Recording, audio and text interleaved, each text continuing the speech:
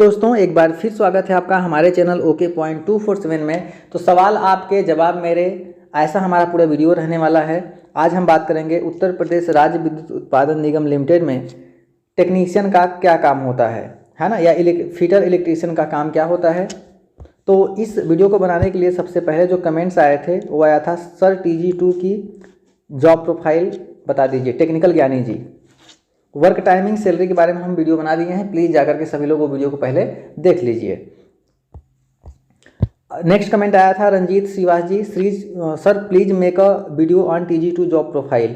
तो technician grade के जो आप लगता है आपका ब्रांच जो है TG2 फीटर से है आप, तो मैं आपको बता दूं इस वीडियो के माध्यम से, इस प्रश्न के माध्यम से सभी टेक्नीशियन को जो आने वाले हैं और जो भविष्य में आएंगे, चाहे वो JE हो, चाहे इलेक्ट्रीशियन हो, चाहे AE हो, जो आपकी पोस्ट होती है वो पोस्ट E&M की होती है, मतलब इलेक्ट्रिकल और मैकेनिकल। इसका मतलब क्या है? इसका मतलब कि इलेक्ट्रिकल की पोस्टिंग मैकेनिकल डिवीजन में भी हो सकती है, मैकेनिकल की पोस्टिंग इलेक्ट्रिकल डिवीजन में भी हो सकती है ना। तो आप स्पेशली ये नहीं कह सकते तो कि ये नहीं अनुमान लगा सकते कि मैं मैकेनिकल हूँ तो मुझे जो पोस्ट मिलेगी काम करने के लिए, जो डिवीजन मिलेगा वो मैकेनिकल ही रहेगा, या आप इलेक्ट्रिकल हैं तो आपको जहाँ पोस्टिंग होगी वो डिवीजन इलेक्ट्रिकल ही रहेगा, ऐसा ज़रूरी नहीं है। आपकी पोस्टिंग कहीं भी हो सकती है। तो कहोगे सर ये काम हम तब कैसे कर पाएंगे? मेरे दोस्त, यहाँ पे आप आओगे तो आपकी क्लासरूम ट्रेनिंग होती है, साइट्स की ट्रेनिंग होती है, आपको सब कुछ सिखाया जाता है, उच्च गुणवत्ता का आपको प्रशिक्षण दिया जाएगा, जिसके तहत आप पूरे डिवीजन को संभाल पाएंगे, चाहे वो इलेक्ट्रिकल हो चाहे मैकेनिकल हो, है ना। सबकी रुचि रहती है अपनी अपनी, है ना, लेकिन फिर भी यहाँ पे E&M की पोस्टिंग होती है। आई होप आप समझ गए होंगे, ठीक है। जैसे आप ये नहीं कहेंगे हाँ मैं फीटर का टेक्नीशियन हूँ, मैं इलेक्ट्रिकल का टेक्नीशियन हूँ, तो ऐसा नहीं कहेंगे, आप सिर्फ टेक्नीशियन हैं, ये बात सही है, ठीक है। तो चलिए इस वीडियो को शुरू करते हैं। वीडियो को शुरू करने से पहले आप मेरे चैनल को सब्सक्राइब कर लीजिए सबसे पहले, और अपने फ्रेंड के साथ प्लीज़ शेयर कर दीजिए, क्योंकि वीडियो बनाने के लिए मुझे बहुत मेहनत करनी पड़ती है, सर्विस करना, फिर अब उसमें से टाइम काट के वीडियो आपके लिए बनाना, ठीक है। और आप कोई भी कमेंट यदि करना चाहते हैं तो प्लीज़ वीडियो के नीचे कमेंट करिए, टेलीग्राम से जुड़ जाइए, ठीक है। मैं वीडियो बिल्कुल से पूरी उच्च कोटि का, उच्च गुणवत्ता का और बिल्कुल सटीक इन्फॉर्मेशन, जो मैं अब साल भर हो गया ज्वाइन सर्विस करते करते साल भर होने को आ गए, तो मैं अपने अनुभव के आधार पे जो मेरे टेक्नीशियन हैं जो मुझे रिपोर्ट करते हैं, है ना, मैं BMD में भी रहा, दूसरे डिवीजन में भी हूँ, तो टेक्नीशियन काम कैसे कैसे करते हैं, उनका काम क्या क्या होता है, मैं सारी डिटेल में इस वीडियो में बात करूँगा, ठीक है। तो चलिए वीडियो को अब शुरू कर रहे हैं। तो आपको पता होगा जो उत्तर प्रदेश राज्य विद्युत उत्पादन निगम है, एक तापी परियोजना है। कैसी परियोजना है? आप देखिए इस वीडियो को, आप डिटेल में बिल्कुल अच्छे से देखिएगा ध्यान से, क्योंकि ये आपको जानना बहुत बहुत ज़रूरी है कि आपके जहाँ आपकी पोस्टिंग हो रही है, जहाँ आप काम कर रहे हैं वहाँ पे क्या होता है, उसका कॉन्सेप्ट क्या है बिजली बनाने का। तो यह एक तापी परियोजना है, मतलब थर्मल पावर प्लांट, है ना। क्या कहते हैं इसे? Thermal plant. थर्मल का मतलब होता है हीट, उष्मा, ठीक है। आपने सुना होगा कि बिजली को उत्पन्न करने के बहुत सारे स्टेशंस होते हैं, बहुत सारे प्रोजेक्ट होते हैं, जैसे न्यूक्लियर पावर प्लांट, जहाँ पे जो रेडियो एक्टिव तत्व होते हैं, यूरेनियम हो गए, इन सब से क्या करते हैं, बिजली बनाते हैं।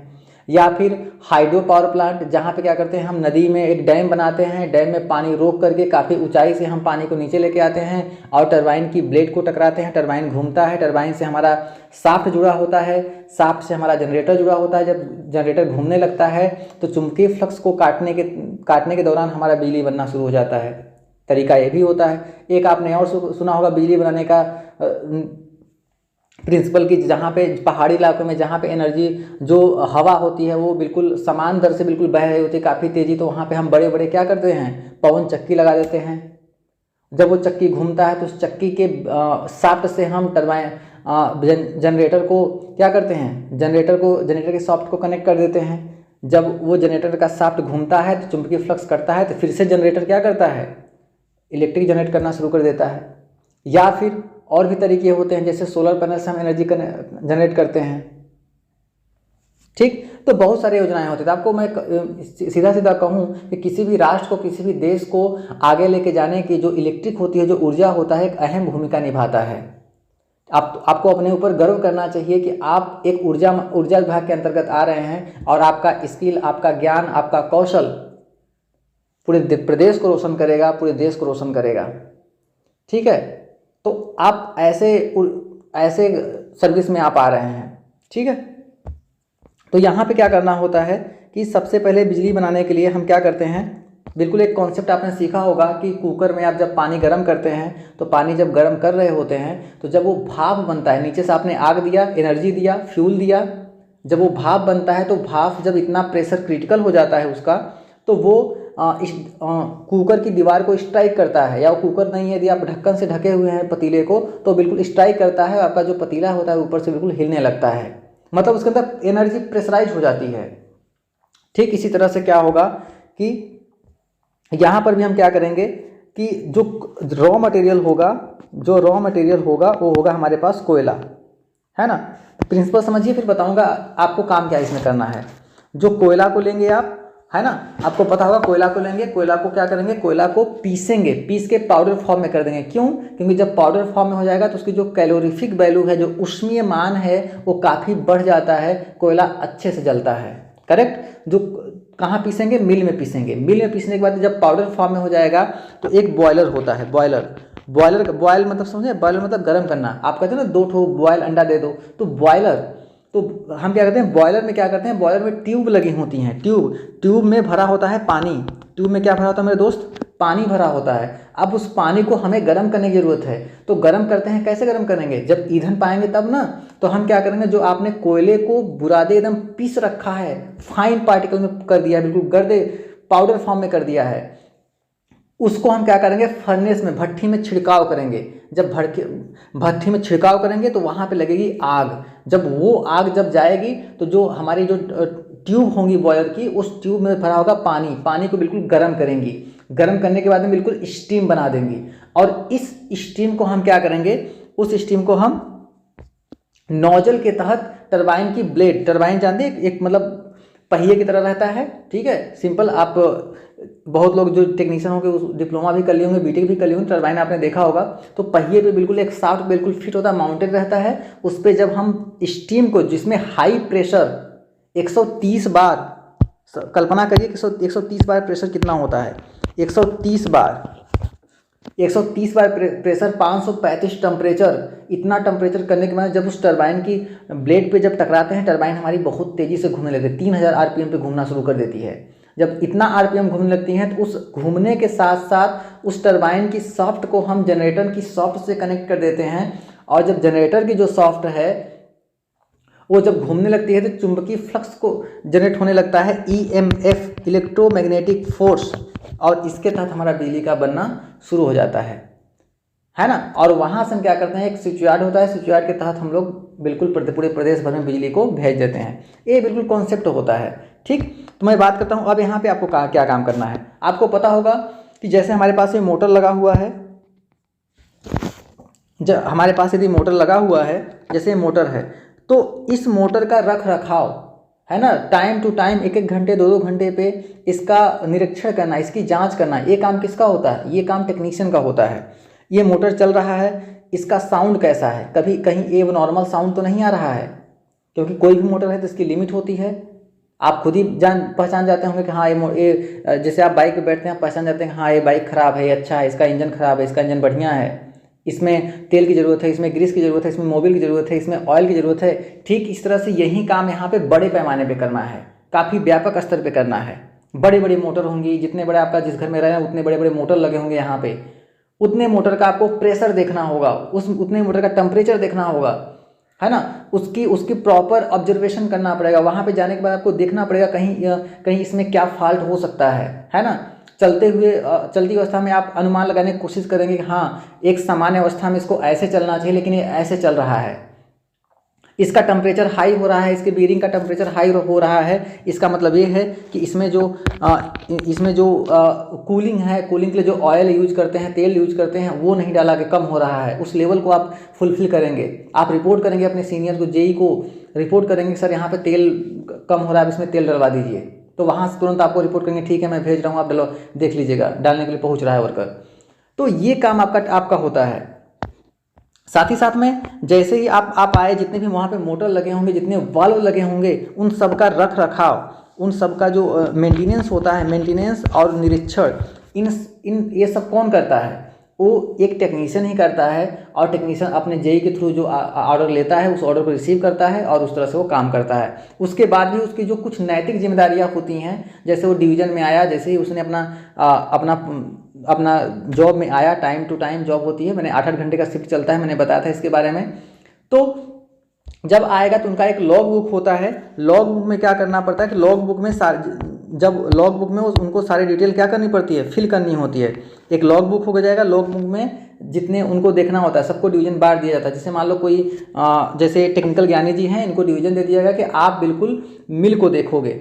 जब मिल के देखेंगे तो टेक्निकल ज्ञानी जी जब भी ड्यूटी करने आएंगे तो अपने जितने 6 मिल 18 मिल जो मिलेगा जहाँ पे कोयला को पीसा जाता है उसको आप वो देखेंगे। देखने के बाद में पता करेंगे कि किसमें साउंड बढ़िया आ रहा है, किसका साउंड बेकार जा रहा है। साउंड के तहत भी आप पहचान सकते हैं कि हमारा मोटर ख़राब हो रहा है कि बेकार बढ़िया चल रहा है। और उसके साथ साथ आप प्रेशर को देखेंगे, उसके साथ आप प्रेशर देखेंगे कि प्रेशर कितना प्रोड्यूस कर रहा है, कहीं प्रेशर लो तो नहीं है, कहीं प्रेशर बहुत ज़्यादा ओवर हाई तो नहीं है। साथ ही साथ आप टेम्परेचर देखेंगे कि जो मिल चल रहा है उसमें जो बीरिंग लगी हुई है कहीं ऐसा तो नहीं कि उसका जो टेम्परेचर इतना हाई हो गया है कि मेटल गल ही गया है या मेटल बिल्कुल डैमेज हो गया है। यदि ऐसा है तो आपको तुरंत फ़ौरन रिपोर्ट करना पड़ेगा अपने जेई को।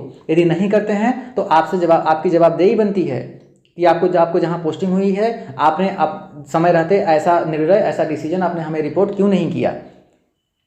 और मान लीजिए कोई दूसरा बंदा है, मान लीजिए रंजीत जी हैं, इनकी पोस्टिंग हमने कर दिया आईडी फैन के तहत। आईडी फैन क्या करता है, वायुमंडल, आईडी फैन हवा को सक करके, बिल्कुल से आपको पता होगा ना कि जब भी किसी चीज़ को आग लगाने के लिए किसकी ज़रूरत पड़ती है, फ्यूल की ज़रूरत पड़ती है, हवा की ज़रूरत पड़ती है, तो ऑक्सीजन की ज़रूरत पड़ती है। इन दोनों को मिक्स करने के लिए जो आपने मोटर रखा है जो फ्यूल ऑक्सीजन को सक करे, एयर को सक करे, पता चला कि उस मोटर का जो प्रेशर है, प्रेशर ही बहुत लो हो गया है या उस बीयरिंग का टेम्परेचर ही बहुत कम हो गया है, प्रॉपर कूलिंग नहीं हो पा रही है, तो आप उसको देखेंगे, उसको आपको देखना होगा, ठीक है, उसका रिपोर्ट करना पड़ेगा। इस तरह से जितने भी हमारे पास ये देखिए प्रेशर गेज लगे हुए हैं, इन सब की देखरेख आपको करना पड़ता है। आप जितने सारे वाल्व हैं, वाल्व को भी आपको देखना, ये स्टीम के वाल्व हैं, इन स्टीम को भी वाल्व को भी आपको देखना होता है, पीआरडीएस की लाइन को भी आपको देखना होता है ना। बाय डिफ़ॉल्ट यदि और जो हमारे पास सिस्टम पे बैठ के जो काम होता है वो काम नहीं हो पा रहा है तो आपको वो काम मैनुअल करना पड़ता है। इस वाल्व को जाके सीधे साइट पे, यदि आपके जेई आपके एई बोलते हैं तो आपको जाके साइट पे उस वाल्व को खोलना पड़ता है, ऑपरेट करना पड़ता है।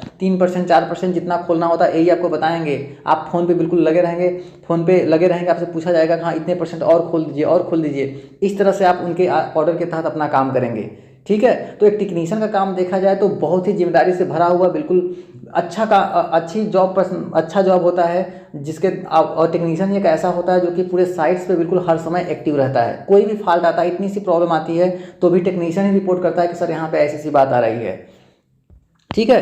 तो यही होता है हमारा टेक्नीशियन का काम। मतलब जितने सारे डिवीज़न होंगे उसमें चाहे पीएफ फैन हो, आईडी फैन हो, मिल हो, आरसीएफ फीडर हो, या टरबाइन साइड हो, बॉयलर साइड हो, स्विच यार्ड साइड हो, एयर कंप्रेसर साइड हो, या फिर हमारे पास मोटर साइड हो, कोई भी साइड हो, हर जगह टेक्नीशियन का काम होता है कि उसकी देखरेख करना, उसमें जो भी अब नॉर्मल चेंजेज आ रहे हैं तो उसको अपने सीनियर्स को रिपोर्ट करना, ठीक है ना। और साथ ही साथ में जो उनका जो डेली का जो नैतिक जिम्मेदारियां होती हैं, लॉग बुक को फिल करना, और लॉग बुक में जितने सारे पैरामीटर हैं, चाहे वो टेम्परेचर का हो, चाहे वो प्रेशर का हो, चाहे लुब्रिकेंट का हो, सभी पैरामीटर को और उस पर फुलफिल करना कि जब हमने चार्ज लिया था तो ये मशीन ढंग से काम कर रहा था, नहीं कर रहा था, इसमें क्या प्रॉब्लम आई, क्या नहीं आई, ये सब काम टेक्नीशियन का होता है।